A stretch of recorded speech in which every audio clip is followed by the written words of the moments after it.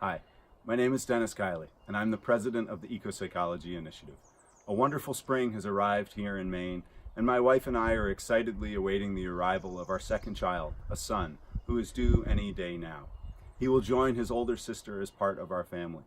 This time is ripe for my wife and I to be considering how do we want to raise our children. There are a lot of questions that we have about this. One thing we are certain of, we want our children to spend as much time outside as possible and to be closely connected to the natural world. It's tragic that the average American only spends 7% of their time outside. I often wonder why this is. I think there could be a lot of reasons and explanations, one of which is the relationships that we have individually and collectively with technology. It has brought wonderful advancements and developments individually, collectively, and as a culture. It's made extraordinary things possible and increased the quality of our life enormously. Without it, I wouldn't be able to be here sharing this video with you now, nor would the EcoPsychology Initiative be able to offer some of its programming. We've come a long way since we've used stones like this for our tools and technology. However, there's also some real problems with our current relationships with technology. It's led to a lot of issues individually and collectively, ranging from greed and consumption to climate change and personal disconnection, as well as a sense of separation from other people and the planet.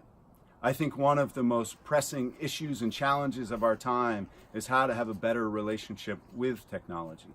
I hope that I can model that and be a positive change both with my family as well as the programming that we offer as part of the EcoPsychology Initiative. I'm not sure all of what it entails to bring about this positive change, and I do believe that being outside is really important.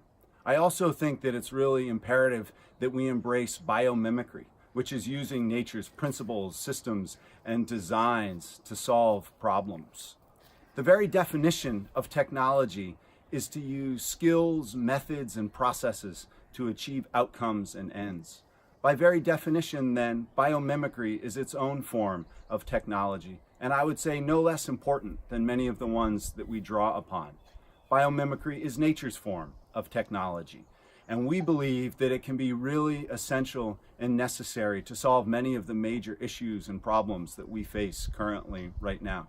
As part of the EcoPsychology Initiative, we're committed to offering a psychological and spiritual form of biomimicry to help us achieve the outcomes and potential that we all want for ourselves and our world.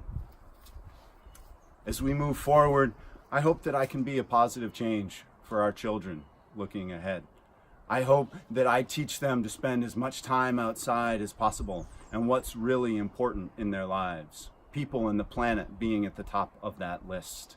I also hope that I encourage them to use technology in the service of that, to appreciate all that technology enables and offers as part of our lives. And yet I also hope that they have a mindful relationship with technology, that they aren't overly attached or addicted to it. And consequently, when I go outside with my son or daughter and we're walking in the woods or in the mountains or near the waters by our home, I hope that when they have a question or there's something that we don't know, that I don't immediately pull out my phone to find answers, and rather that I look around to the wisdom and the brilliance of the natural world to understand its teachings as well, its natural form of technology. And similarly, I hope when you spend your days outside that you look to nature to solve many of the answers that you're looking for, that you adopt its technology into the many of the ways that you live. I hope you stay well.